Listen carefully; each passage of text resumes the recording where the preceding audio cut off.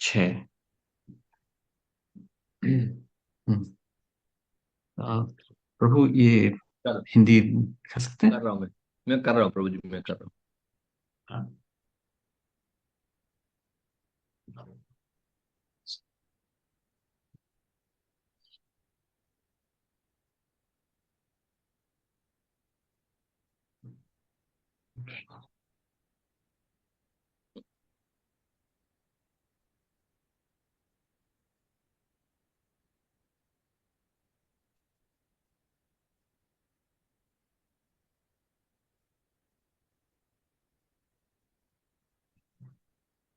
मेरी स्क्रीन दिख रही है आपको? हाँ प्रभु। ठीक, थैंक ओम नमो भगवते वासुदेवाय। ओम नमो भगवते वासुदेवाय। ओम नमो भगवते वासुदेवाय। यस्त्वं कृष्णे गते दूरं सह गांडीव धन्वना शोच्योऽस्य अशोच्यान् रहसि प्रहरन् वधम् अर्हसि।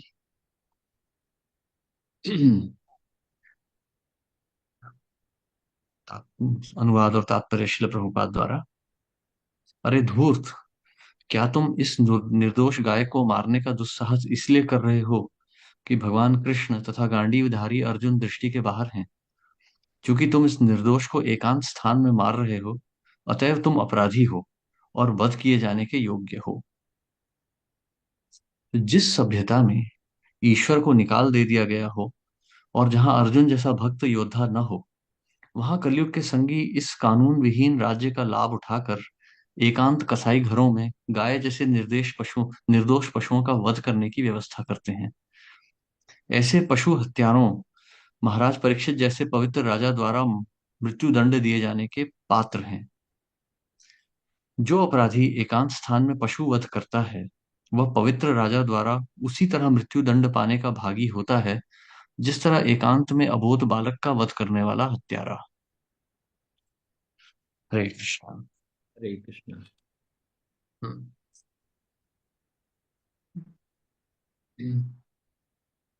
तो यहाँ पर अब प्रश्न ये उठ रहा है कि यहाँ पर प्रश्न ये उठ रहा है कि ये सब हम क्यों, इन बातों का वर्णन हम क्यों देख रहे हैं? हमने पिछले बार भी जैसे हमने पढ़ा था, हम बार बार यही देखते हैं। ये प्रेम अपमार्थो महान, श्रीमद् भागवतम प्रमाणम अमलम, प्रेम अपमार्थो महान। तो ये सारे तथ्य हम यहाँ क्यों देख रहे हैं? जब से हम पिछले 1-2 महीनों से श्रीमद् भागवत पढ़ रहे हैं, हम पा रहे हैं कि भागवतम में इसी प्रकार के नैतिक वर्णन आ रहे हैं, नैतिक उपदेश आ रहे हैं। तो इसमें भक्ति कहाँ है, इसमें प्रेम कहाँ है? कुछ लोग तो यहाँ तक भी कहते हैं कि ये तो बहुत ही नकारात्मक लगता है सब पढ़ने में। इसमें प्रेम कहाँ है, इसमें क्या भक्ति दिख रही है? तो इसे समझने के लिए हमें थोड़ा सा बुद्धि का प्रयोग करना होता है। थोड़ा गहराई से यदि बुद्धि लगाएं तो जैसे सबसे पहले तो श्रील प्रभुपाद जी बताते हैं कि श्रीमद् भागवतम किस प्रकार से, मतलब इसका निर्माण किस प्रकार से है। तो श्रीमद् भागवतम के जो प्रथम 2 स्कंध हैं वो भगवान के पैरों के समान हैं। उसके बाद के स्कंध जो हैं मतलब भगवान के चरणों के समान हैं। उसके बाद भगवान के पैर हुए, उसके बाद भगवान का शरीर हुआ। फिर जो दशम स्कंध है वह भगवान का मुखमंडल हुआ। तो जिस प्रकार से हम जब भगवान की प्रतिमा का दर्शन लेते हैं, श्री मूर्ति का दर्शन करते हैं, तो सबसे पहले चरणों को देखते हैं। तो भगवान के श्री चरण तो भगवान के मुखमंडल समान नहीं हुए, तो चरण होते हैं, परंतु दर्शन वहीं से शुरू किया जाता है। क्योंकि यह एक जो है, एक प्रकार से ये एक शिष्टता होती है, ये एक आचरण होता है जिससे भगवान को प्राप्त किया जाता है, भगवान का जिस प्रकार से दर्शन किया जाता है। तो उसी प्रकार से श्रीमद् भागवत भी जो है वो पहले स्कंद से पढ़ी जाती है, दशम स्कंद में सीधे नहीं कूदा जाता। तो ये जो शिष्टता है, ये प्रथम स्कंद से हम पढ़ना शुरू करते हैं और दशम स्कंद तक जाते हैं। और श्रीमद् भागवतम पढ़ने से भी पहले हमें भगवत गीता का अध्ययन करना आवश्यक है। ऐसा शास्त्रों में कहा गया है, ऐसे आचार्यगण भी कहते हैं कि पहले भगवत गीता का अध्ययन कीजिए, फिर श्रीमद् भागवत पढ़िए। तो श्रीमद् भगवत गीता तो पूरी नैतिकता पर ही आधारित है। श्रीमद् भगवत गीता में कहीं पे भी ऐसे कोई आपको कोई रस नहीं दिखाई देगा। इस प्रकार से। परंतु है, यदि कोई ध्यान से सोचे तो रस है इसके अंदर। वो कैसे है वो हम अंत में देखेंगे। तो तो भगवान का प्रथम ये जो चरण है, ये जो है ये प्रथम स्कंध हुआ। यहाँ पर नैतिकता क्या होती है, शिष्टता क्या होती है, भगवान को समझने के लिए हमें अपने चरित्र को कैसे बनाना होता है, उसका वर्णन आता है। एक भागवत चरित्र किस प्रकार से होता है, यह पूरे 9 स्कंध में आता है भागवत के। उसके बाद में जब आप पूर्णतः जो है शुद्ध हो जाते हैं, तो आप दशम स्कंध में भगवान की लीलाओं में जो है तब आप प्रविष्ट हो सकते हैं। इनको इस तरह से समझिए आप। इसलिए इस संसार में भी हम देखें तो, यदि कोई युवक जो है किसी युवती से प्रेम करता है, तो ऐसा तो नहीं है कि सीधे युवती के पास पहुंच जाए और कहे कि देखो मैं प्रेम करता हूँ, मुझसे विवाह कर लो। मतलब शिष्टता तो यही कहती है कि एक युवक यदि प्रेम करता है तो विवाह ही करे युवती से। तो तो विवाह करने सीधे तो नहीं जा सकता। युवती उससे यही पूछेगी कि भाई तुम करते क्या हो, तुम मुझे पालोगे कैसे। तो ऐसा तो नहीं कह सकते कि भाई मैं तो अनपढ़ हूँ, अंगूठा छाप हूँ, तुम विवाह कर लो फिर हम देखेंगे क्या करना है आगे। ऐसे तो कोई मतलब कोई बुद्धिमान स्त्री तो ऐसे बातों को नहीं मानेगी। तो एक युवक को यदि युवती से विवाह का युवती को विवाह का प्रस्ताव भी देना है प्रेम में आके, तो कम से कम 25 वर्ष की आयु तो होनी चाहिए शास्त्रों के अनुसार। तो ये 25 वर्ष तो परिश्रम लगेगा ही, और वो तो केवल एक युवती के प्रेम को प्राप्त करने के लिए। एक एक युवक युवती के प्रेम को सिद्ध होने में कम से कम 20-25 वर्ष लग जाएंगे। उसमें उतना परिश्रम लगेगा, पढ़ाई करनी होगी, बहुत कुछ करना होगा। तो हम देख सकते हैं कि कितना परिश्रम लगता है एक साधारण सी वस्तु को प्राप्त करने के लिए। यदि आपको एक वकील या डॉक्टर या इंजीनियर बनना है, तो भी उसके लिए बहुत गहन अध्ययन लगता है। और ये तो बहुत साधारण सी भौतिक वस्तुएं हैं। तो फिर यहाँ पर तो हम भगवत प्राप्ति की बात कर रहे हैं, भगवान का प्रेम प्राप्त करने की। तो इसके लिए कुछ तो परिश्रम लगेगा ना। थोड़ा सा तो हमें मानसिक परिश्रम करना ही पड़ेगा, थोड़ा सा अध्ययन लगेगा। तो वह परिश्रम यही है कि आप भगवत गीता और श्रीमद् भागवत का अध्ययन करें, एक आचार्य की शरण लें और शास्त्रों का अध्ययन करें। तो धीरे धीरे आपको समझ में आएगा कि भगवान कौन है, और उन्हें क्या पसंद है, और उनसे प्रेम कैसे किया जाता है। इस संसार में हम किसी से प्रेम करते हैं तो हम जानने का प्रयास करते हैं ना कि उनको क्या अच्छा लगता है, क्या बुरा लगता है। तो उसी प्रकार से यदि हम भगवान को प्राप्त करना चाहते हैं तो हमें भी जानना चाहिए कि भगवान को क्या अच्छा लगता है, क्या बुरा लगता है, भगवान की नित्य क्रियाएं क्या हैं, भगवान को क्या पसंद आता है, भगवान कैसे रहते हैं, कैसे सहते हैं। जैसे अर्जुन पूछते हैं ना भगवत गीता में, स्थित प्रज्ञस्य का भाषा, कि जो जो स्थित प्रज्ञ है, जो योग में स्थिर है, उसकी भाषा क्या है, वो चलता कैसे है, उठता कैसे है, बैठता कैसे है। तो उसी प्रकार से भगवान को भी जानने के लिए ये सब करना आवश्यक हो जाता है। तो इन शास्त्रों का हम अध्ययन करते हैं। इसलिए यहाँ पर जो भगवत गीता के भागवतम के प्रथम स्कंद में हम पढ़ रहे हैं, यह वो सब है, ये सब व्यंजन हैं जिनसे हम भगवान को प्राप्त कर सकते हैं।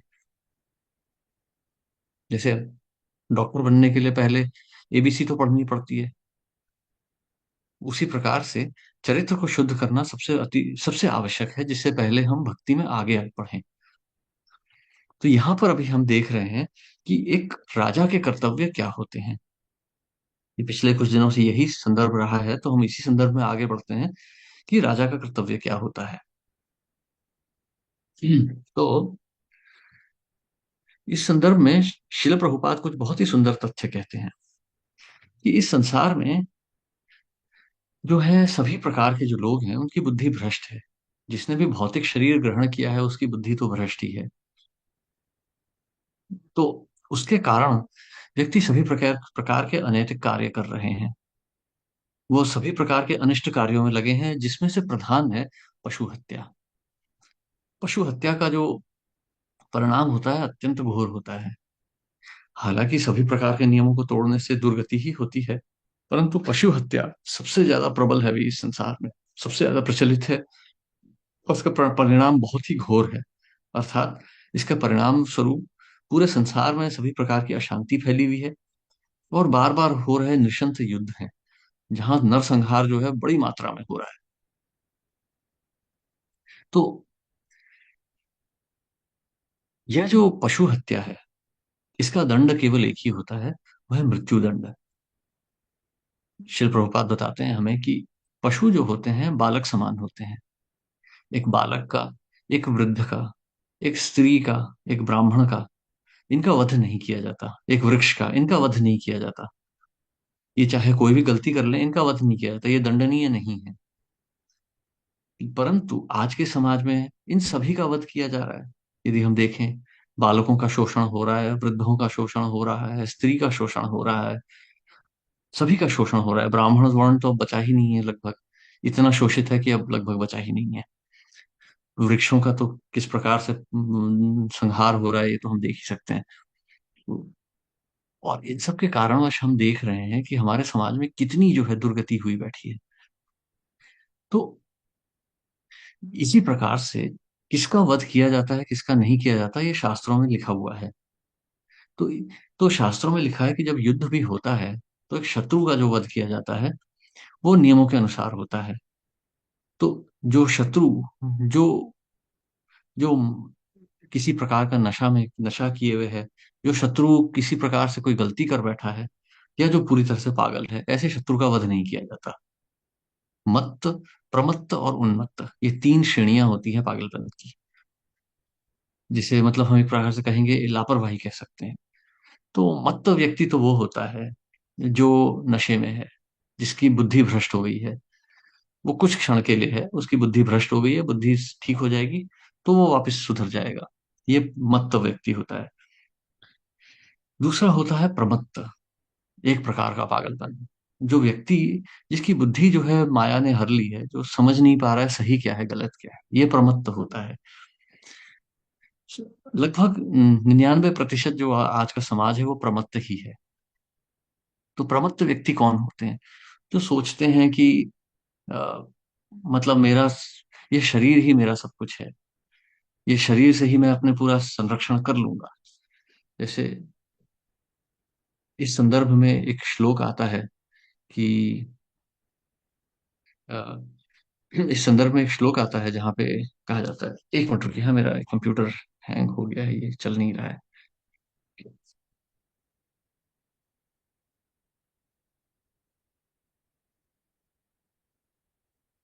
हम्म,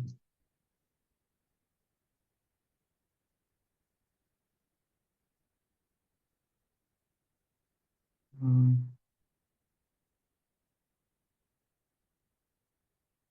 हाँ। इस संदर्भ में एक श्लोक आता है कि जो इस संसार में सभी जो व्यक्ति हैं, वो एक प्रकार से पागल हो चुके हैं। अपने शरीर को ही स्वयं मान लिया है उन्होंने, इस प्रकार से मान लिया है कि ये शरीर ही मेरा सब कुछ है। उन्होंने यह सोच लिया है कि उन्होंने यह सोच लिया है कि यह जो मेरी स्वधि कलत्रादिषु, की जो मेरी पत्नी है, मेरा परिवार है, मेरा समाज है, ये मेरी रक्षा कर सकता है। इन सब के इन सब के होने से मैं जो हूँ अपने आप को मृत्यु से बचा लूंगा। जैसे विशेष करके आज हम देख रहे हैं, आज के समाज में जो परिस्थिति हो गई है, हर राष्ट्र जो है दूसरे राष्ट्र से युद्ध की तैयारी में लगा हुआ है। हर राष्ट्र ये समझ रहा है कि वो अपनी रक्षा कर लेगा, स्वयं ही कर लेगा, उसे कुछ करने की आवश्यकता नहीं होगी। वो अपने आप को दूसरों के भय से बचा लेगा, बड़े बड़े जहाज बना के, बड़ी बड़ी बंदूकें बना के अपनी रक्षा कर लेगा। या फिर सोच रहे हैं कि मैं जो हूँ अच्छा स्वास्थ्य रख लूंगा, बलवान हो जाऊंगा, तो मेरा शरीर बच जाएगा, मेरी रक्षा हो जाएगी। परंतु हम देख रहे हैं कि इनसे कोई लाभ नहीं होता है। ऐसा करने से कोई किसी प्रकार का लाभ नहीं प्राप्त होता है, क्योंकि बलवान से बलवान व्यक्ति भी कितना है, 80 वर्ष 100 वर्ष के बाद तो उसकी मृत्यु हो जाएगी, उसको छोड़ना ही पड़ेगा। तो इस प्रकार का जो प्रमाद फैला हुआ है पूरे समाज में, तो जो व्यक्ति सोच रहे हैं, वो इस शरीर को ही स्वयं मान चुके हैं। स्वधि कलत्रादिषु भौम इज्जति, इस शरीर को स्वयं को मान चुके हैं। तो ऐसा मानने के कारण उनकी बुद्धि पूर्णतः भ्रष्ट हो चुकी है, और इस वजह से वो सभी प्रकार के अनिष्ट कार्य कर रहे हैं। जैसे शिल प्रभुपाद उदाहरण देते हैं कि पश्चिमी देशों में लोग बहुत मांस खाते हैं। जब मैं भी यहाँ आया था, यहाँ भी लोगों ने मुझसे कहा कि अरे तुम्हारा स्वास्थ्य कमजोर है, मांस खाया करो, मांस खाने से ही स्वास्थ्य बनेगा, ये दाल रोटी से कुछ नहीं होता है। तो ये एक प्रकार की मूर्खता है, क्योंकि मांस खा के हम शरीर को कितना भी बलवान बना रहे, 80-100 वर्ष से आगे तो नहीं जी बचने वाला। जिसका जितना नियत समय है वो उतना ही जिएगा, उससे आगे नहीं जी सकता। और ऐसा होने के कारण वो व्यक्ति जो है वो अपना पतन भी कर लेगा। मतलब हम देखें यदि, तो कि हम मतलब यदि अपनी रक्षा करना भी चाहें तो हम रक्षा नहीं कर सकते। हम शायद हो सकता है किसी शत्रु से अपने आप को बचा लें, परंतु मृत्यु से अपने आप को नहीं बचा सकते। हमारी मृत्यु यदि शत्रु के हाथ में नहीं लिखी है तो वहां से नहीं होगी। जैसे शिल प्रभुपाद उदाहरण देते हैं, 1944 के वर्ष में कलकत्ता के ऊपर जापानी लोग बम फेंक रहे थे, जापानी विमान बम गिरा रहे थे, और बहुत से लोग डरे हुए थे, तल घरों में छुप जाते थे, कहीं कहीं जंगलों में भाग गए। प्रभुपाद कलकत्ता में ही रहे, बोले ठीक है, मृत्यु आनी है तो इसी रूप से आ जाएगी। वो बोलते थे कि मैं तो कृष्ण के लिए पूड़ियां बना रहा था, मैं सब्जी पूड़ी बना रहा था और ऊपर से बम गिर रहे थे, परंतु कुछ हुआ नहीं, भगवान ने रक्षा की। तो राखे कृष्णा मारे के, मारे कृष्णा राखे के। तो ये प्रकार, ये जो है, तो इस प्रकार से सोचना कि यह शरीर मैं हूं और मैं अपनी रक्षा कर लूंगा, यह भी एक प्रकार का प्रमाद है, यह भी एक पागलपन है। तो इस प्रकार के पागलपन से बचने के लिए हमें जो है शास्त्रों को का पालन करना होता है। हमें समझना होता है कि हमारा उद्देश्य क्या है जीवन का, और इस उद्देश्य की स्थापना जो होती है वो क्षत्रिय करते हैं, वर्णाश्रम धर्म के अनुसार। इस प्रकार से जो वर्णाश्रम होता है उसमें राजा का जो कर्तव्य होता है वह होता है सब सारे समाज का संरक्षण। तो मनुष्य का जो संरक्षण किया जाता है वह ज्ञान से किया जाता है। अर्थात एक पशु को तो साधारण संरक्षण दिया जाता है, राजा की प्रजा पशु भी होते हैं, पशु पक्षी वन ये सब राजा की प्रजा होते हैं। इनका संरक्षण तो केवल जो है वो अपने बाहुबल से किया जाता है, परंतु मनुष्य समाज का जो संरक्षण है वह किया जाता है धर्म के मार्ग से। बाहुबल से भी किया जाता है, क्षत्रिय जो है क्षत्र त्रायति, वो युद्ध भी करते हैं, परंतु उससे प्रमुख जो होता है, एक जो क्षत्रिय का धर्म है वह है, वह है धर्म से समाज की रक्षा करना, सभी समाज के व्यक्तियों को धर्म की शिक्षा देना, ताकि उनकी चेतना का उद्धार हो सके, इस संसार से वो अपने आप को मुक्त कर सकें। तो ये संसार जो है ये मत्त प्रमत्त और उन्मत्त है। मत्त तो जो हम कहेंगे, जो ध्यान नहीं दे रहे, उन प्रमत्त जो हमने अभी उदाहरण देखा, शरीर को स्वयं को मान लेना, और अंत में होते हैं उन्मत्त अर्थात पूर्णतः पागल। ये विशेष करके आपको पश्चिमी देशों में देखने को मिलेगा, पूरी तरह से पागल हैं, ऐसे ही नंग धड़ंग घूम रहे हैं, कुछ भी खा रहे हैं, कुछ भी पी रहे हैं, कुछ भी कर रहे हैं, पहाड़ों से कूद जाएंगे, पानी में डूब जाएंगे, ऐसी मूर्खता करते रहेंगे। ये प्रमत्त, ये तो मतलब उन्मत्त, पूरी तरह पागल हुए। तो ये सब पशु श्रेणी में ही आ जाते हैं। इनके साथ इनका संहार नहीं किया जाता है, ऐसे शत्रुओं का। तो ये ऐसे लोगों का जो संरक्षण है वो धर्म के मार्ग से होता है। तो राजा का कर्तव्य होता है सबकी रक्षा करना। पूरा समाज आज प्रमत्त या उन्मत्त ही है, ये तीनों मत्त श्रेणियों में आता है, मत्त प्रमत्त उन्मत्त की श्रेणी में। इनकी रक्षा जो है धर्म की शिक्षा से की जाती है। इस अर्थात धर्म क्या हुआ कि यह संसार हमारा नहीं है, अथातो ब्रह्म जिज्ञासा, यह धर्म की शिक्षा है। सबसे पहले यहाँ से जो है शिक्षा शुरू आरंभ की जाती है। इस प्रकार से शिक्षा देने से समाज की रक्षा होगी। और फिर क्या कर्म है, क्या अकर्म है, क्या विकर्म है, यह इसकी शिक्षा दी जाए उनको। इस प्रकार से काम करने वाले जो व्यक्ति हैं वो अपने आप का उद्धार कर सकते हैं। इस प्रकार से राजा जो है वो समाज का उद्धार कर सकता है। यदि कोई राजा इस प्रकार से शिक्षा न दे, केवल आर्थिक उन्नति पे ही ध्यान दे, या केवल सेनानी संरक्षण की बात करे, तो इस प्रकार से वो राजा अपने कर्तव्य से विमुख हो रहा है। परंतु यह तब तभी सब संभव है जब राजा को स्वयं ज्ञान हो शास्त्रों का। यदि राजा को स्वयं ही ज्ञान नहीं है, राजा स्वयं ही अज्ञानी है, तो वह समाज की क्या रक्षा कर पाएगा।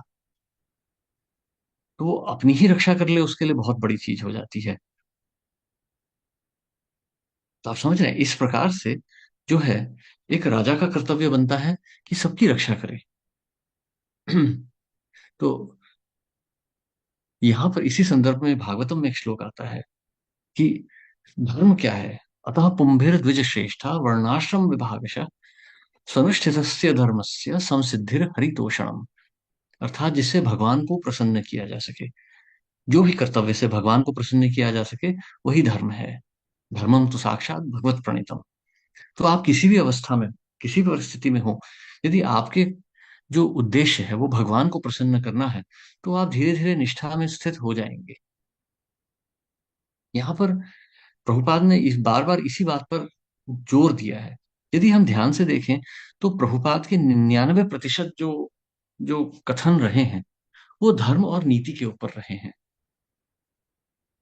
तो बहुत से लोगों ने यह भी कहा है प्रभुपाद के लिए कि अरे, प्रभुपाद के संदर्भ में बोला है कि अरे बड़ी नकारात्मक बातें करते हैं, इनकी बात सुन के डिप्रेशन आ जाता है।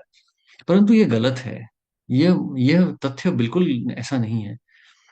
शिल प्रभुपाद के शिष्यों से यदि आप मिलेंगे तो आप पाएंगे कि शिल प्रभुपाद ने उन्हें बहुत अच्छी शिक्षा दी। वो प्रभुपाद परायण है। एक आज से कुछ वर्षों पहले की बात है, शिल प्रभुपाद के एक शिष्य हैं, उनसे हम मिले थे यहाँ पे मुंबई में खारघर में, नव योगेंद्र स्वामी। वो प्रभुपाद के बहुत पुराने शिष्य हैं। वो बचपन से वो नैष्ठिक ब्रह्मचारी हैं, 17-18 की आयु में मिले थे प्रभुपाद से। तब से वो फिर ब्रह्मचारी और फिर सन्यासी बन गए।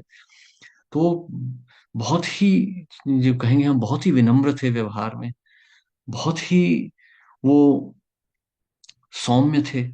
और शिल प्रभुपाद के लिए इतना प्रेम है उनके हृदय में। और उन्होंने एक बात यही कही थी कि शिल प्रभुपाद ने सारी संपूर्ण शिक्षा दी है। भक्ति का पूर्ण रस शिल प्रभुपाद की वाणी में है। यदि कोई बुद्धि से शिल प्रभुपाद की वाणी का अनुसरण करे तो उसे भक्ति का पूर्ण रस प्राप्त होगा।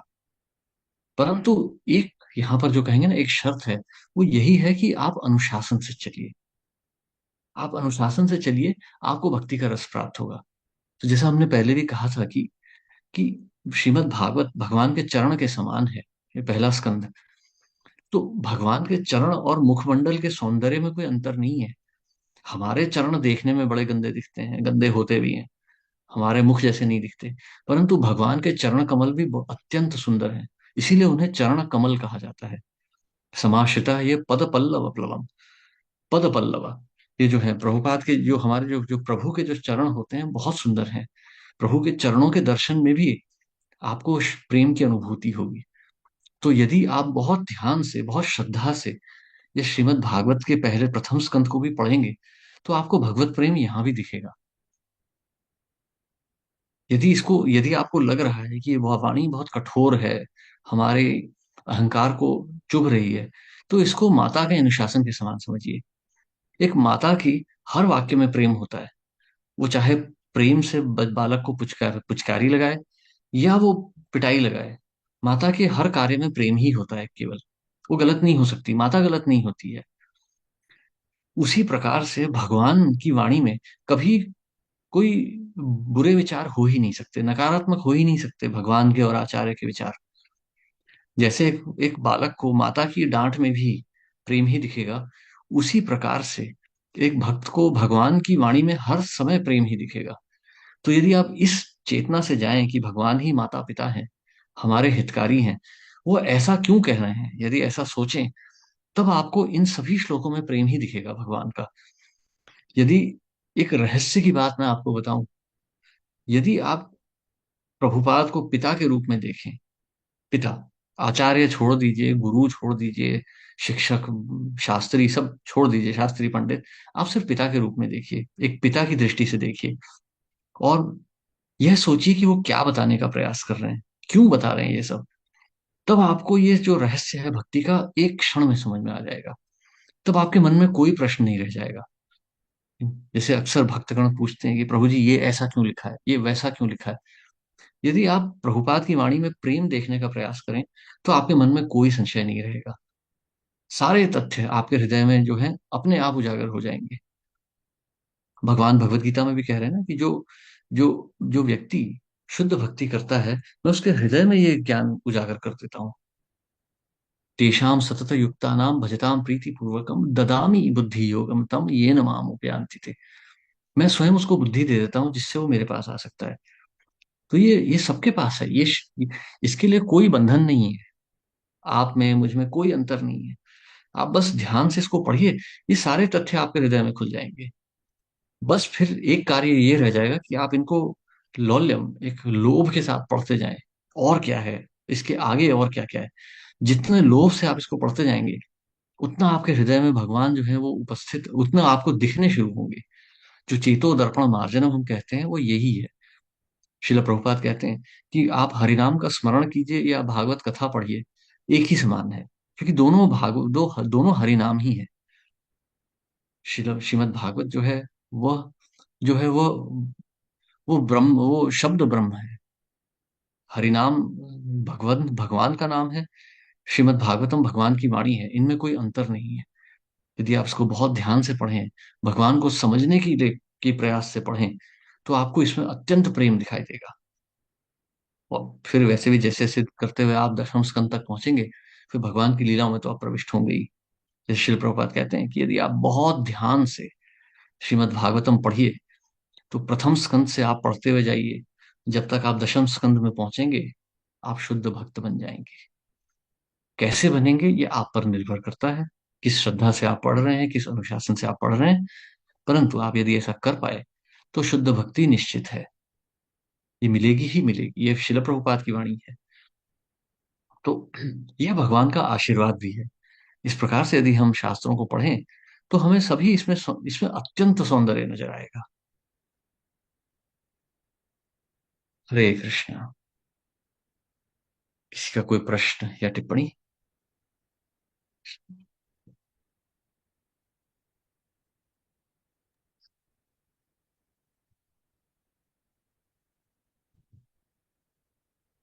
हरे कृष्णा। हाँ प्रभु। हरे कृष्ण प्रभु, दंडवत प्रणाम। दंडवत प्रणाम। प्रभु जी, बहुत अच्छा आपका व्याख्यान, हमेशा की तरह बहुत ही अच्छे सुलझा हुआ आपने हमें मार्गदर्शन दिया है। प्रभु, मुझे श्रीमद् भागवतम पढ़ने के लिए जो आपने अभी प्रेरणा दी है, वो मुझे काफी दिनों से समझ में आ रहा है कि मैं भागवतम का पूरा अध्ययन, वैसे हम डेली भागवतम क्लासेस तो अटेंड करते ही हैं। तो भागवतम पढ़ने के लिए जैसे प्रभुपाद की जो अपनी बुक्स वगैरह हैं, तो हम संस्कृत के जो श्लोक हैं, फिर उसके अर्थ और डिटेल में उसका व्याख्या, तात्पर्य वगैरह सारा पढ़ना है? कैसे पढ़ना है प्रैक्टिकली देखिए थोड़ा? भाई, एक बहुत अच्छा प्रश्न है, मतलब सबसे सबसे उत्तम प्रश्न है आज तक का।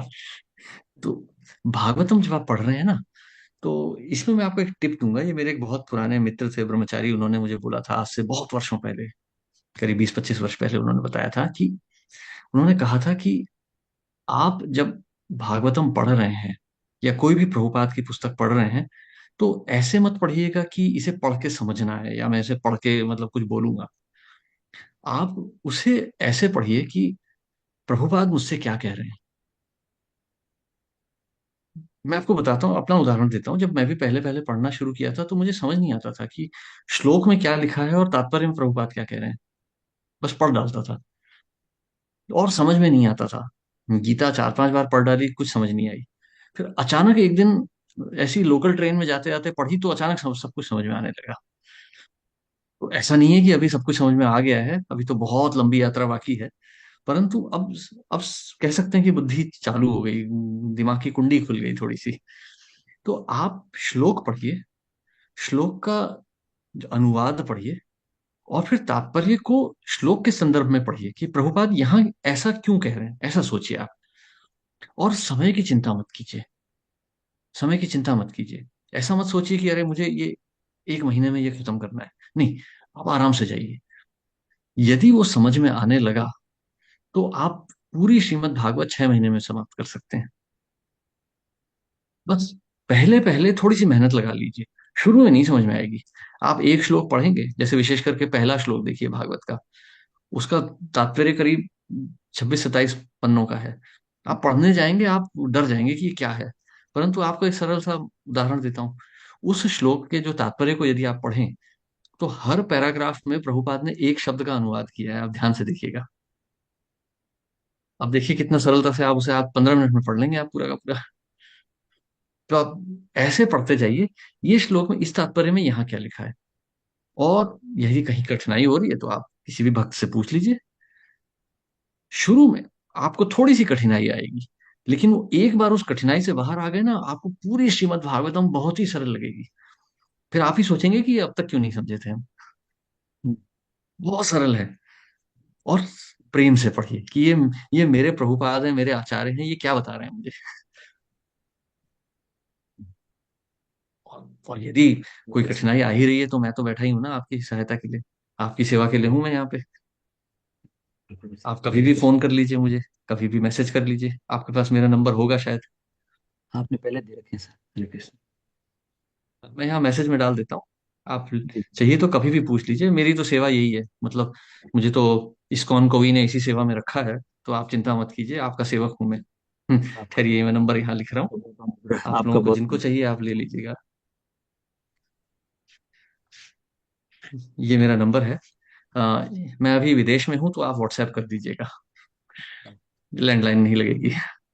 जी। तो आपकी सेवा में उपस्थित हूँ, कोई भी प्रश्न आएगा तो आप कभी भी समय की परवाह मत कीजिए, मैसेज डाल दीजिए, हम बात कर लेंगे। हरे कृष्ण। धन्यवाद। आपका बहुत बहुत आभारी हूं मैं कि आप श्रीमद् भागवतम पढ़ना चाहते हैं। हरे कृष्ण। कुछ दिनों से मन में काफी प्रेरणा मिल रही थी और अंदर अंदर कुछ हो रहा चल रहा है। तो मैंने कहा भागवतम अ, पूरा पढ़ लिया है, 18,000 श्लोक है, तो पूरा स्टार्ट करता हूँ न्यूज दिमाग में आया। बहुत आनंद आएगा आपको, बहुत आनंद आएगा। और जैसे भगवान कहते हैं ना, त्रायते महतो भयात, आप किसी चीज का भय मत कीजिए। संसार विश्व युद्ध हो गया ना, पूरा संसार का नाश हो गया, अगले जन्म में आपके हाथ में भागवतम ही होगी। अगले जन्म में प्रभुपाद ही होंगे, भागवतम ही होगी हाथ में। नवे भक्त प्रणश्यति, भक्त का कुछ नहीं होता। भक्त के तो भक्त तो भगवान अपने हाथ में पकड़ के रखते हैं भक्त को तो। और भागवतम की शरण ली है तो फिर क्या ही होगा, मतलब देवतागण आपकी रक्षा करेंगे। बहुत बहुत धन्यवाद आप। बहुत बहुत धन्यवाद। बहुत बहुत बहुत धन्यवाद आपका प्रभु। धन्यवाद हरे आपका। हरे कृष्ण। आपका अनुग्रह है, आपकी अनुकंपा है। हरे कृष्ण। अरे नहीं प्रभु, ये प्रभुपाद की अनुकंपा है, मैं तो केवल सेवक हूँ। और मैं आपका आभारी हूँ कि आप भागवतम पढ़ना चाहते हैं। आप भागवतम सुन के प्रेरित हो गए पढ़ने के लिए, ये तो मेरा बहुत बड़ा, मेरे ऊपर उद्धार हो गया, मेरा उद्धार हो गया इससे तो। ये रही।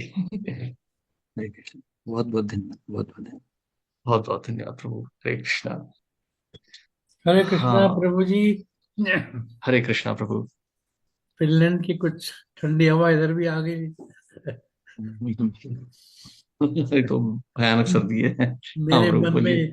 ये संशय है कि महाराज परीक्षित ने धनुष बाण उठाया, सब कुछ किया, मृत्युदंड की बात भी की, लेकिन उसे मृत्युदंड नहीं दिया कली को, वरना हम लोग अभी त्रेता युग में ही होते।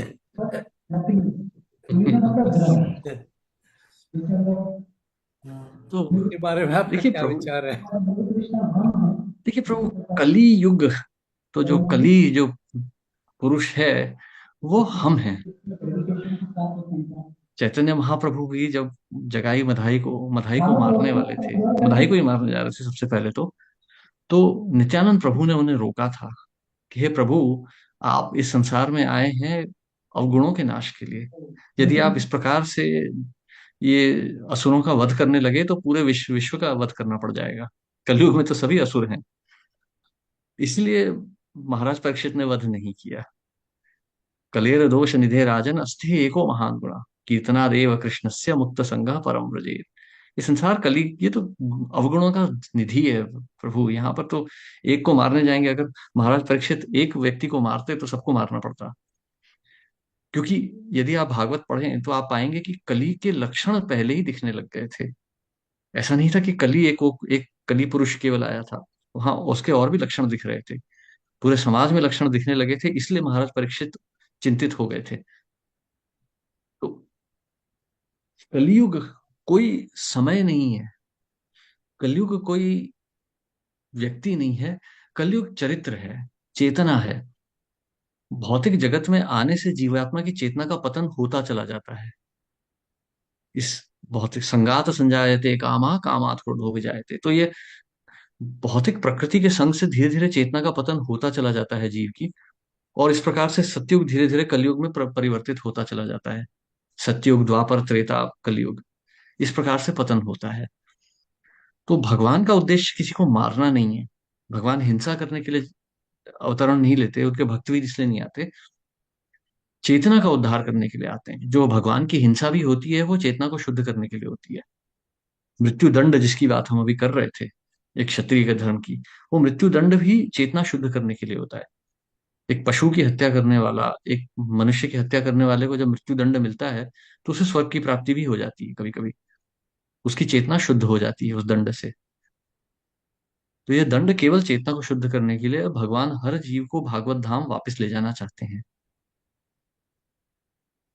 इसलिए उन्होंने कलि पुरुष को नहीं मारा।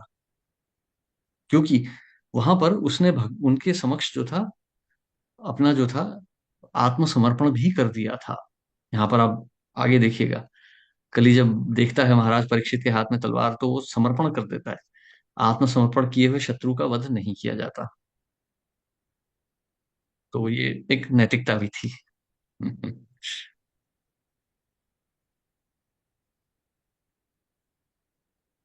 एक अच्छा।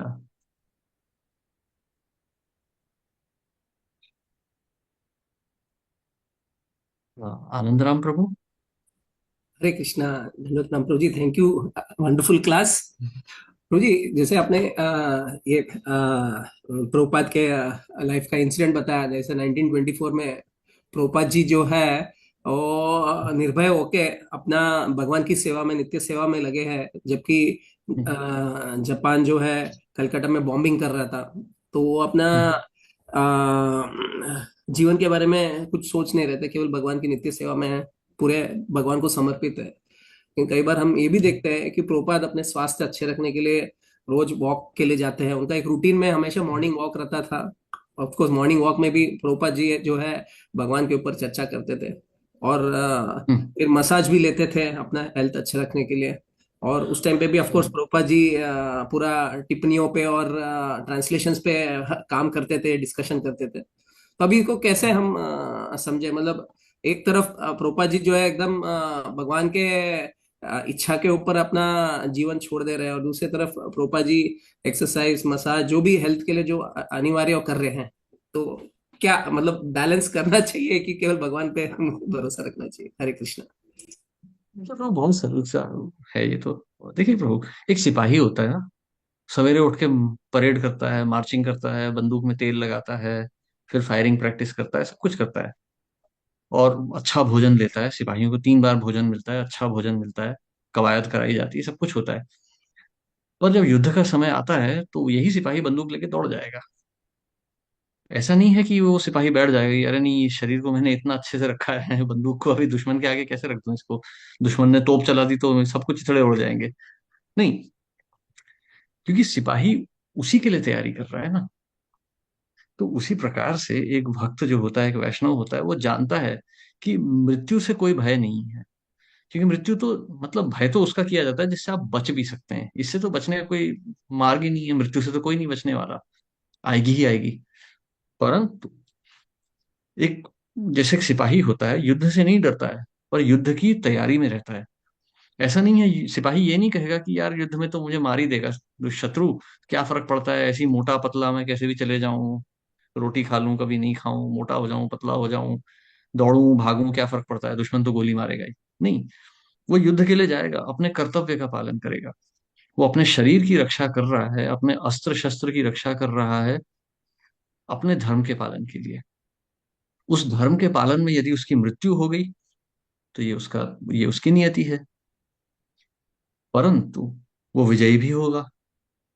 सिपाही की विजय धर्म की निष्ठा में है। भगवत गीता में भगवान यही कह रहे हैं कि आप जय विजय, जय पराजय, लाभ हानि, इनकी आप चिंता मत करो, आप केवल अपने कर्तव्य का पालन करो। तो उसी प्रकार से जो शिला प्रभुपाद भी थे, अपने शरीर की रक्षा करते थे। परंतु जब जापानी बम फेंक रहे थे तो वो मृत्यु आ रही थी। प्रभुपाद जानते थे कि अगर मृत्यु नियत है तो यहाँ होगी ही। परंतु प्रभुपाद का धर्म क्या था? भगवान की सेवा। कभी भोग बनाते हुए, कभी शास्त्रों का ट्रांसलेशन करते हुए, शास्त्रों का वो टिप्पणी देते हुए, कर्तव्य का पालन चल रहा था। अब दुश्मन आ रहा है, आने दो, भाग नहीं सकते। वृत्रासुर भी तो यही कहते हैं ना इंद्र से देवताओं से कि हे देवतागण कहाँ भाग रहे हो, मृत्यु से कहाँ भाग रहे हो। तुम मृत्यु से नहीं, अपने धर्म को छोड़ के भाग रहे हो। धर्म को छोड़ के नहीं भाग सकते, मृत्यु तो आनी ही आनी है प्रभु। तो शिला प्रभुपाद जो अपनी मसाज करवाते थे, अपनी मॉर्निंग वॉक लेते थे, प्रसाद लेते थे समय पे, अपने शरीर को स्वस्थ रखते थे, क्योंकि वो सेवा के लिए था। लेकिन जब मृत्यु के भय में था तो प्रभुपाद नहीं डरे। जब जहाज में जा रहे थे, 2 बार हार्ट अटैक आया। प्रभुपाद कहते हैं, माया मुझे मारना चाहती थी, परंतु भगवान ने मेरी स्वयं रक्षा की। भगवान ने वो जहाज को स्थिर कर दिया अपने हाथों से पकड़ के। नहीं तो मैं तो वहीं, मेरा देहांत हो जाता। लेकिन प्रभुपाद डरे नहीं थे, प्रभुपाद को पता था जहाज में जाएंगे तो क्या होगा, पर गए। लेकिन अमेरिका जाके, हाँ, मसाज करो तेल से, सवेरे चलो, शरीर को स्वस्थ रखें। जितना अपने हाथ में है अपना कर्तव्य हम पूरा करेंगे।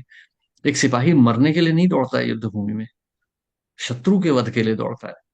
यदि ये करते समय उसका वध हो गया स्वयं का, कोई बात नहीं, परंतु अपनी रक्षा करेगा। सिपाही भी अपनी रक्षा करता है, अर्जुन भी तीनों से अपनी रक्षा भी कर रहे थे युद्ध करते हुए। अपना कर्तव्य है, अपने शरीर की रक्षा भी अपना कर्तव्य है। यदि उस समय शत्रु ज्यादा ताकतवर निकला, उसने हमें मार दिया, तो ये हमारी किस्मत हुई। परंतु ऐसा नहीं है कि हम लापरवाह हो जाएंगे कि ठीक है मरना ही है, क्या फर्क पड़ता है। नहीं नहीं, ऐसा नहीं। युद्ध के समय भी हम अपनी रक्षा करते हैं, परंतु वो हमारा कर्तव्य है। थैंक यू प्रभु ठीक है जी, प्रभु। भेद बताने के लिए। क्योंकि कई बार भक्त जिसको अलग मीनिंग से ले लेते हैं। धन्यवाद। हरे कृष्ण, हरि बोल। हरे कृष्ण। हाँ, कृष्ण भव माता जी। हरे कृष्णा प्रभु जी। हरे कृष्णा प्रभु जी, प्रणाम सभी शिष्य को मेरा प्रणाम। हरे कृष्णा प्रभु जी, ये स्कंद तो मैंने 2022 में ही पढ़ लिया था, लेकिन उस समय एक इतिहास के रूप में, हिस्ट्री के रूप में समझ में कुछ नहीं आ रहा था। तो हमारे जो मेंटर हैं हिजाइनिस मदन गोविंद प्रभु जी, उनको मैंने कहा कि प्रभु जी मैं पढ़ तो रही हूँ, समझ नहीं रही हूँ। तो उन्होंने कहा कि आप पढ़ते रहिए। मैंने कहा बहुत लंबा लंबा तात्पर्य है प्रभुपाद का, तो प्रभु जी मेरे को समझ में नहीं आ रहा। उन्होंने कहा कि नहीं आप पढ़ते रहिए। तो फिर प्रभु जी ने सारे आचार्यों को बुला बुला के हमेशा क्लास से दिलवाते रहे। प्रभु जी ज्ञान तो कुछ कुछ होने लगा कि ये है वो है, समझ में आने लगा। लेकिन प्रभु जी भक्ति का तो कोई भावना नहीं हुई अभी तक। लेकिन आज आपने बताया कि जब तक 9 स्कंध हम नहीं पढ़ ले, तो 10वां स्कंध जाने के बाद ही भक्ति का आभास होता है। तो आज हमें समझ में आया कि जब तक 9 अध्याय को पूरा नहीं करेंगे, तब तक हम भक्ति नहीं पा सकते हैं। तो ये तो ज्ञान होना कोई बड़ी बात नहीं है, भक्ति होना बड़ी बात है। ये आज आपके विचार बिंद से समझ में आया कि जब तक 9 अध्याय पूरा नहीं करेंगे, जब तक उसे नहीं समझेंगे, तब तक हमारे मन में भक्ति की भावना नहीं आएगी। तो अब थोड़ा फोकस भी डालिए प्रभु जी इसमें। हाँ हाँ हाँ। देखिए ऐसा नहीं है। जब श्रील प्रभुपाद भारत से अमेरिका गए थे तो 3 ही स्कंद लिखे थे प्रभुपाद ने। और ऐसा नहीं है कि भक्ति नहीं आएगी। देखिए, इसको श्रद्धा से, निष्ठा से पढ़ते जाइए। जैसे जैसे पढ़ते जाएंगे आपकी भक्ति में वृद्धि होती चली जाएगी।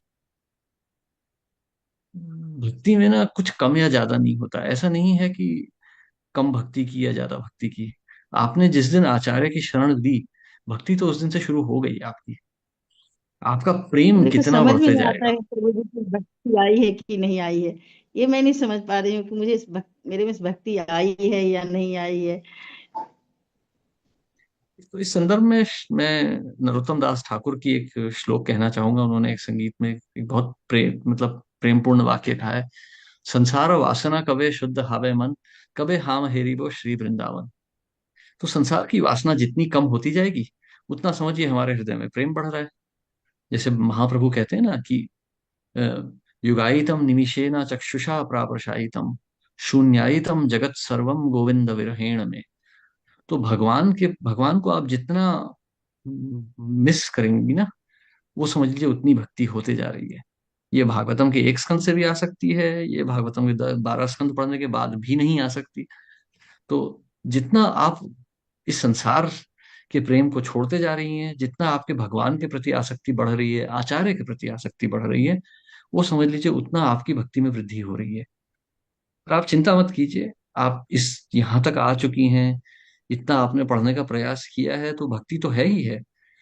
शुद्ध प्रेम, पूर्ण प्रेम भगवान का, मतलब जहाँ कहते हैं ना पूरे लीला में हम मग्न हो गए, वो दशम स्कंध में आएगा। परंतु भगवत प्रेम तो पहले स्कंध से शुरू हो चुका है। जिस दिन आपने हरि के नाम का स्मरण किया श्रद्धा से, जिस दिन आपने श्रीमद् भागवतम को इस श्रद्धा से पढ़ा कि यहाँ से मुझे भगवत प्रेम मिलेगा, वो दिन ही आपकी भक्ति शुरू हो गई थी। आपकी भक्ति ऐसा नहीं है कि शून्य है, ऐसा नहीं है। और ऐसा भी नहीं है कि 9 स्कंद पढ़ने के बाद भक्ति आएगी, नहीं। भक्ति तो पहले श्लोक से ही शुरू हो चुकी है। वो भक्ति बढ़ती चली जाएगी और प्रगाढ़ होती चली जाएगी, गहराई में जाती जाएगी। दशम स्कंद में तो भगवान के दर्शन होंगे।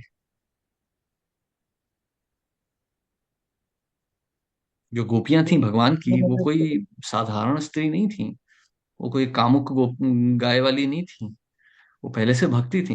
भगवान से मिलने के बाद उनकी भक्ति पूर्ण हो गई। रासलीला में वो भक्ति, जो कहते हैं ना कल्मिनेशन हुआ, वो भक्ति की चरम सीमा हुई रासलीला। पर भक्ति तो हमेशा से ही थी, भगवान को तो हमेशा से ही प्रिय थी वो। धन्यवाद प्रभु जी। हरे कृष्णा। हरे कृष्ण।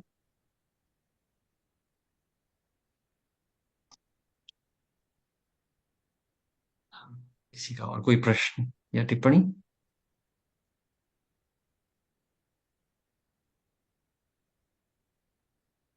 ठीक है, फिर हम आज यहीं समाप्त करते हैं।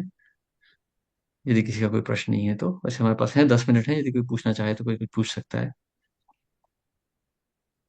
बहुत अच्छा समझाया प्रभु जी आपने, बहुत बहुत अच्छा एक्सप्लेनेशन रहा। और मैं तो बहुत अच्छा से समझ रही हूँ, बाकी भक्त और भी जरूर समझे होंगे आपके वाणी को, क्योंकि आपने बहुत ही सरल शब्दों में बताया प्रभु जी। इसलिए बहुत बहुत धन्यवाद प्रभु जी। हरे कृष्णा। सभी का बहुत बहुत धन्यवाद। नहीं, ये तो सिर्फ देखिए शिल प्रभुपाद की कृपा है, आचार्यों की कृपा है। शिल प्रभुपाद के बहुत से शिष्यों से मिलना हुआ, उनकी कृपा रही, उनके आशीर्वाद रहे। तो ये कोई मेरा श्रेय नहीं है, ये तो बाकी सबका श्रेय है। तो आप सबका भी ये श्रेय है कि आप यहाँ बैठे हैं इस समय, श्रीमद् भागवतम में आपकी इतनी श्रद्धा है। हाँ, हेमलता माता जी। हरे कृष्णा। पंचांग प्रणाम प्रभु जी।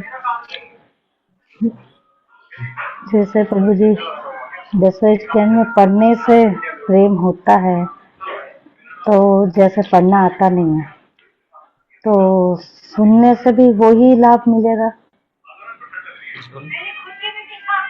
महाराज परीक्षित ने तो सुनी ही थी भागवत, उन्होंने पढ़ी कहाँ थी? तब तो लिखित भी नहीं थी, उन्होंने तो सुनी थी ये वाणी। तो इतने सारे भक्तों के लेक्चर हैं इस संदर्भ में, आप सुनते जाइए। और पढ़ सकती हैं तो पढ़ लीजिए। बस देखिए, जैसे प्रभुपाद से एक बार भक्ति चारू स्वामी ने पूछा था शिल प्रभुपाद से कि प्रभुपाद, क्या भगवत गीता, भागवतम, चैतन्य चरितमृत इसी श्रृंखला में जाना चाहिए या कैसे होगा? तो प्रभुपाद ने कहा कि देखो, यदि आपके मन में यह दृढ़ निश्चय हो गया है कि कृष्ण ही भगवान है और उनकी भक्ति ही करनी है और मैं उनका दास हूं, तो फिर इन शास्त्रों का उद्देश्य पूर्ण हो चुका है। फिर आप किसी भी श्रृंखला में पढ़िए, कोई फर्क नहीं पड़ता है। तो उसी प्रकार से आपके मन में यदि भगवान के प्रति श्रद्धा बढ़ रही है, संसार की आसक्तियां कम हो रही हैं, तो आप सुने या पढ़ें, इससे कोई फर्क नहीं पड़ता। तो पढ़ लें तो बहुत अच्छा रहेगा, प्रभुपाद की वाणी है, आपको बहुत अच्छा लगेगा। यदि असंभव ही है तो आप सुन लीजिए। अच्छा जी, आप म्यूट हो गई हैं।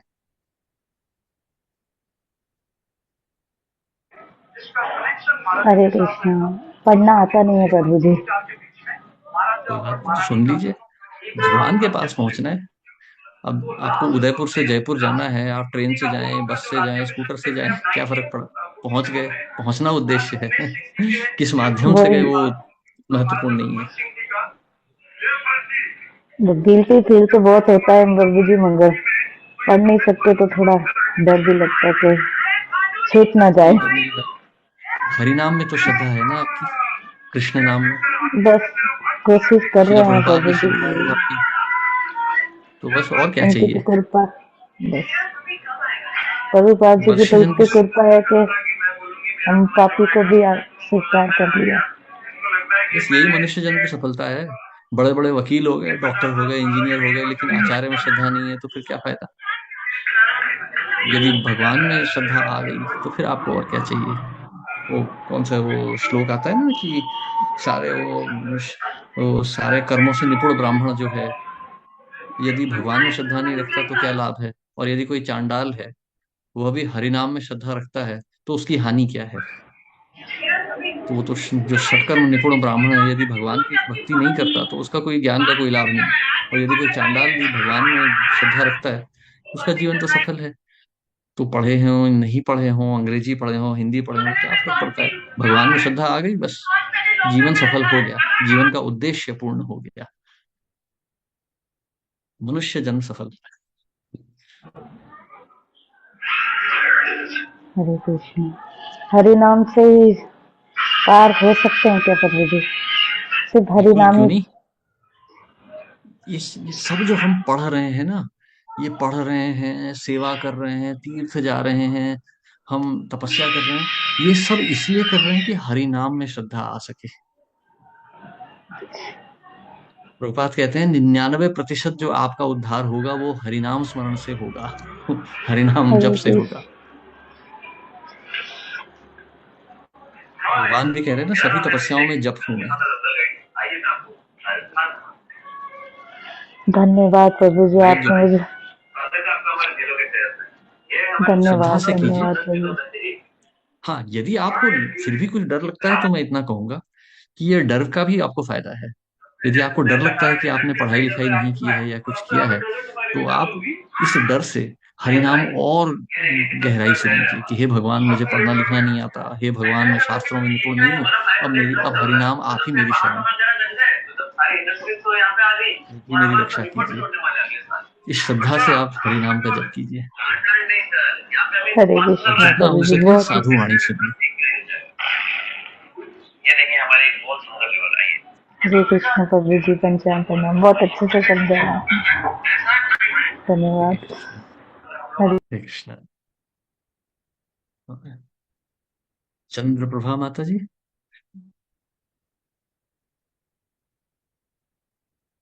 हरे कृष्णा प्रभु जी, पंचांग प्रणाम। हरे कृष्ण। प्रभु जी, प्रणाम। ये एक थोड़ी सी जिज्ञासा थी कि क्या हम जैसे हरि नाम जप करते हैं और अगर विग्रह सेवा नहीं करें तो भी क्या हम भक्ति के उसमें आगे बढ़ सकते हैं? जैसे पुस्तक वगैरह सब पढ़ के, बुक्स वगैरह जो हैं हमारी आचार्यों की वो पढ़ के, और अगर विग्रह सेवा नहीं हो पाए तो क्या ऐसे व्यक्ति भी भक्ति में आगे बढ़ सकते हैं?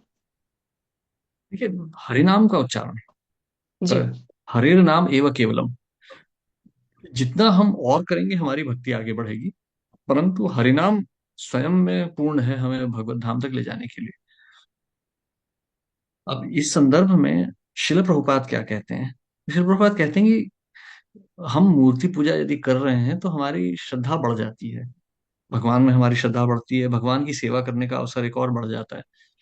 परंतु यदि परिस्थितियां अनुकूल नहीं है तो मूर्ति पूजा नहीं करनी चाहिए, क्योंकि फिर सेवा अपराध हो जाता है। जैसे शिल प्रभुपाद जब स्वयं गृहस्थ थे तो वो फोटो रखते थे घर में, मूर्ति नहीं रखते थे। प्रभुपाद का वर्णन आता है, जब वो गौड़िया मठ में गए थे, उन्होंने कहा था भक्ति रक्षक स्वामी से कि मैं घर में फोटो रखता हूँ क्योंकि मेरी पत्नी चाय पीती है, इसलिए हम घर में मूर्ति पूजा नहीं कर सकते। परंतु अब क्या कोई प्रभुपाद की भक्ति पे संशय कर सकता है क्या? प्रभुपाद की भक्ति में उद्धार पे संशय कर सकता है क्या? तो क्योंकि प्रभुपाद को हरिनाम में श्रद्धा थी। जब प्रभुपाद जब अमेरिका से वापस लौटे थे भारत में, तो जो ये भारत के जो सन्यासी थे, उन्होंने एक बहुत बढ़िया बात बताई थी भक्त प्रभुपाद के शिष्यों को। उन्होंने कहा था कि आपके गुरु महाराज इतने महान हैं क्योंकि वो केवल हरिनाम की श्रद्धा से भारत छोड़ के गए। कुछ उन्हें पता नहीं था कहाँ जा रहे हैं, क्या होने वाला है, लेकिन वो गए केवल इस श्रद्धा से कि ये हरिनाम उनकी रक्षा करेगा। और आज आप उसका फल देख रहे हैं कि हजारों विदेशी भक्त बन चुके हैं, यमन, मलेच्छ, वैष्णव बन गए इस हरिनाम की श्रद्धा से। तो हरिनाम पे श्रद्धा रखिए, बाकी सब जितना हो सकता है आप कीजिए, यदि आप कर सकती हैं मूर्ति पूजा तो कर लीजिए। असंभव है, घर में कोई चाय पी रहा है, कॉफी पी रहा है, तो फिर मत कीजिए। परंतु शास्त्रों को पढ़ना, हरिनाम का उच्चारण वो तो करना अनिवार्य है। शास्त्र जी पढ़े बिना बिल्कुल। हरिनाम में श्रद्धा नहीं आएगी, और मतलब हम समझ नहीं पाएंगे ना। अब कोई नहीं पढ़ बिल्कुल। सकता है, नहीं पढ़ता है तो वो बात अलग है। पर कोई पढ़ सकता है और फिर नहीं पढ़े तो फिर वो तो आलस हो जाता है। तो शास्त्र पढ़िए, हरिनाम का स्मरण कीजिए। कम से जी कम बिल्कुल। फोटो तो रख ही सकते हैं घर में। मतलब भगवान की एक फोटो रख लीजिए, आचार्य की फोटो रख लीजिए, उन्हें एक दिन में एक अगरबत्ती तो दिखा ही सकते हैं। बिल्कुल ये तो बिल्कुल। सरल है। इससे वो क्या हमें प्रभु जी सेवा का बहुत एक से भाव लोग। बनता है ना। जी जी। वो प्रभु जी क्या बहुत से लोग ये बोलते हैं कि क्या हम हरि नाम जप करके ही कर सकते हैं, या क्योंकि हम पूजा नहीं कर सकते इसलिए पूछा था प्रभु जी मैंने। नहीं नहीं, कोई नहीं, एक फोटो रख के एक अगरबत्ती तो दिखा ही सकते हैं, वो तो कोई भी कर ही सकता है। भारत में तो जी इतना बुरा हाल नहीं है अभी। फिर भी यहाँ प्रभु विदेशों जी में तो बहुत से हैं अगरबत्ती भी अभी। जलाएंगे तो। हम्म। जी जी। थैंक यू मतलब प्रभु यहाँ जी। विदेश में तो आप अगरबत्ती जलाएंगे तो पड़ोसी हल्ला मचा देता है कि क्यों कर रहे हो, तो हमें बस जला के तुरंत बुझानी पड़ती है। पर भारत में तो ऐसा कुछ नहीं है। जी भारत में प्रभु। तो आप मुसलमानों के मोहल्ले में रहेंगे तो भी वो आपको कहेंगे हाँ भाई आप अपनी पूजा कर लो, वो कुछ नहीं कहेंगे आपको। पर विदेशों में तो ऐसा वैसा नहीं हो पाता है। पर भारत में तो कोई भी कुछ नहीं कहेगा। Thank you Prabhu ji. Hare Krishna. Thank you। Hare Krishna. Usha माता जी। हरे कृष्ण प्रभु जी, दंडवत प्रणाम। सब भक्तों को मेरा दंडवत प्रणाम। मैं भी ऐसे सोच रही थी कि पूछूं नहीं पूछूं या क्या करूं, असमंजस में थी बहुत। इसलिए मैंने एक दो बारी हटा दिया। मैं ये कह रही थी कि मैंने ये फर्स्ट पहला स्कंद जो है दो बारी पढ़ लिया है, क्योंकि मुझे इतना अच्छा लगा। और मैं इसको पढ़ती गई, फिर मैंने कहा नहीं दोबारा से स्टार्ट करती हूँ। फिर मैंने दूसरा स्कंद पढ़ा प्रभु जी, तो वो उसमें इतना ड्राई ड्राई है वो, कि उसमें वो रस नहीं था जो पहले स्कंद में था। तो फिर मैंने उसको और थोड़ा सा आगे चलने का कोशिश किया कि इसको छोड़ के आगे आगे वाले अध्याय पढ़ते हैं, और अध्याय पढ़ते हैं। लेकिन वो बात नहीं आई। लेकिन उसके बाद में मैं फिर से फर्स्ट स्कंद पर ही आ गई कि मुझे यही बहुत अच्छा लग रहा है। मुझे लग रहा है जैसे यही सारा भागवतम इसी में समाया है। मेरे अपनी जो बुद्धि इतना चल रही नहीं है कि आगे, जबकि जैसे प्रभु जी हर इधर ये जो होते हैं कार्तिक में होते हैं या वो, तो मैं सारे स्कंद निकाल निकाल के, अगर ध्रुव की कथा है तो उसके लिए मैं अपना स्कंद अपनी बुक निकालती हूँ। ये है मेरे पास सब कुछ। तो लेकिन मैं ऐसे आगे नहीं बढ़ पा रही प्रभु जी। जब से ये फर्स्ट स्कंद पढ़ा है, इसको मैंने दो बारी पढ़ लिया, और तीसरी बारी मैं प्रभु जी के साथ साथ अब हमारा ये 17वें स्कंद पे आ गए हम फिर से। तो मुझे इसमें बहुत रस है। अब मैं आगे कैसे करूं, क्या करूं, दूसरा तीसरा। तो मैंने पूछा भी था, मेरी जो डॉटर इन लॉ है वो भी इस्कॉन में ही है। तो वो बोल रही थी कि मम्मा ये इसमें ये थोड़ा नीरस है, इसमें रस नहीं आएगा। तो आप ये तो आप जैसे सानिध्य से ही मिलेगा, पता चलेगा इसको पढ़ना, तो आप और आगे पढ़ लो, और आगे अगले स्कंद पढ़ना शुरू कर दो। तो मैं क्या करूं प्रभु जी। तो श्रीमद् भागवत के संदर्भ में एक चीज बताना चाहूंगा मैं यहाँ पे, कि शिल प्रभुपाद ने जो प्रथम 3 स्कंध लिखे थे वो भारत में ही बैठ के लिखे थे, वृंदावन में बैठ के। प्रभुपाद ने पूरी कृष्ण भावनामृत इन 3 स्कंधों में दे दी है, पहले 3 में। उसमें भी विशेष करके प्रथम स्कंध में सबसे ज्यादा। इसीलिए आप देखिए, जब हम अभी जैसे दिसंबर है, हम बुक डिस्ट्रीब्यूशन के लिए भी जाते हैं तो प्रथम स्कंध को अलग से भी बेचते हैं खाली। क्योंकि श्रीमद् भागवत के प्रथम स्कंध में पूर्ण भक्ति शास्त्र प्रभुपाद ने दे दिया है। जो आपकी अनुभूति है वो सही है। शिल प्रभुपाद का भी वही उद्देश्य था, उन्होंने प्रथम स्कंध में पूर्ण भक्ति शास्त्र लिख दिया है। पूरी भागवत शिल प्रभुपाद ने प्रथम स्कंध में डाल दी है। ऐसा है, ये तथ्य है, इन तात्पर्यों में है ऐसा। परंतु अब क्योंकि अब पूरे 12 स्कंध हैं हमारे पास, तो पढ़ लें तो अच्छा है। देखिए क्या होता है ना, कि दूसरा स्कंद तीसरा स्कंद कभी कभी भक्तों को बहुत कठिन लगता है। आप ध्यान से पढ़िए। वो कैसा होता है ना, जैसे आप जैसे आलू के पराठे बना रही हैं तो बड़े स्वादिष्ट होते हैं ना। पर आपने जब आटा मला है तो वो तो स्वादिष्ट नहीं होता है। वो अच्छा भी नहीं लगेगा, आटे को सूंघिए तो अच्छी सुगंध भी नहीं आएगी मले हुए आटे से। लेकिन जब वो पराठा बन जाता है तो बड़ा स्वादिष्ट होता है।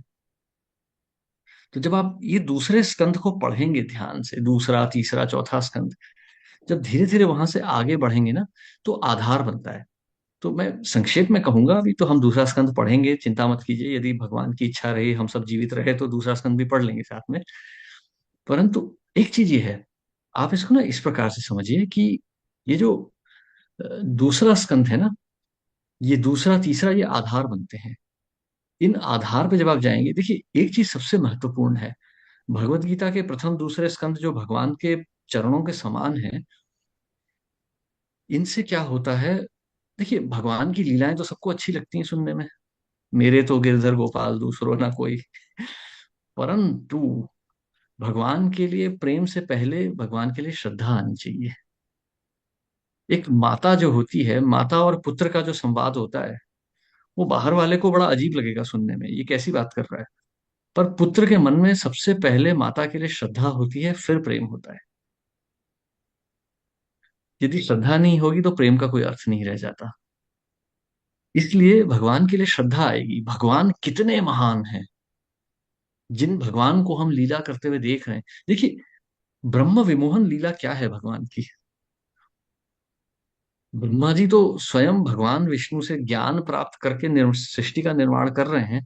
उसके बाद जब भगवान कृष्ण को देखा तो भ्रमित हो गए, क्या ये सच में मेरे भगवान हैं? ये तो केवल बालक है, मिट्टी खा रहा है, बच्चों के साथ खेल रहा है, बच्चे इसको जमीन में पटक रहे हैं, क्या ये भगवान हो सकते हैं? क्या सच में ये भगवान है?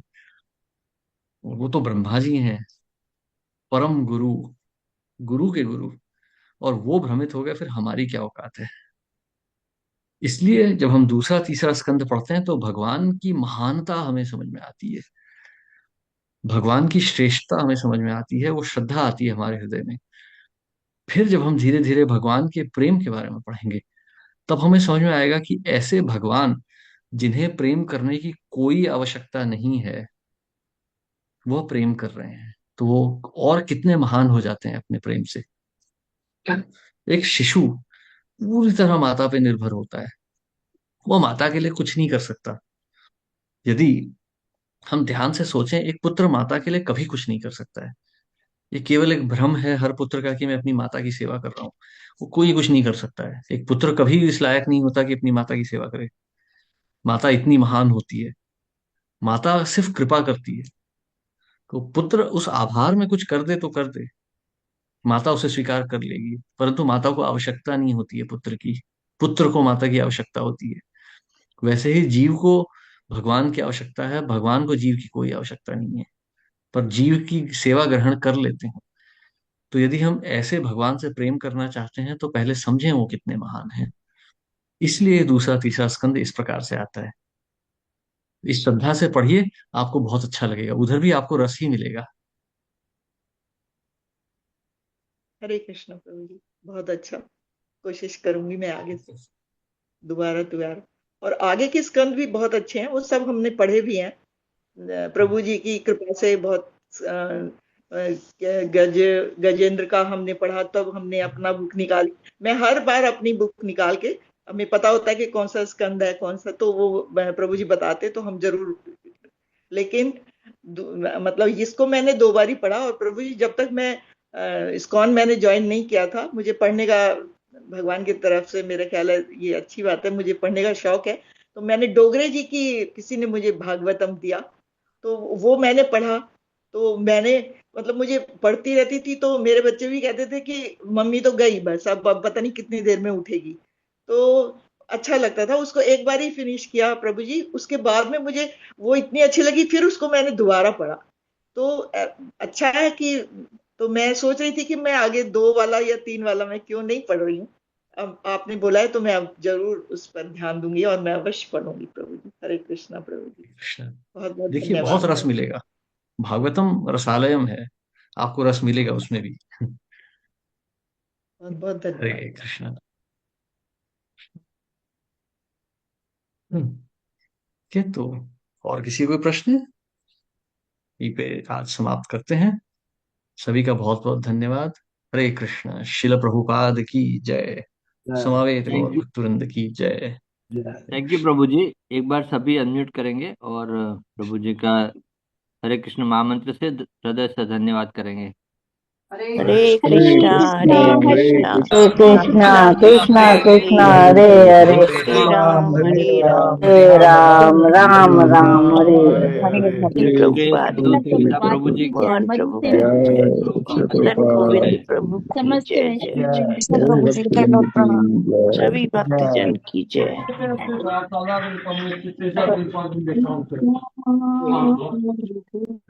शनिवार को प्रभु जी का हमेशा इंतजार होता है प्रभु जी। शनिवार को हम आपका बहुत बहुत इंतजार करते हैं कि हमने मिस ना हो जाए, एक शब्द भी मिस ना हो जाए। हरे कृष्णा प्रभु जी, दंडवत प्रणाम। हरे कृष्णा।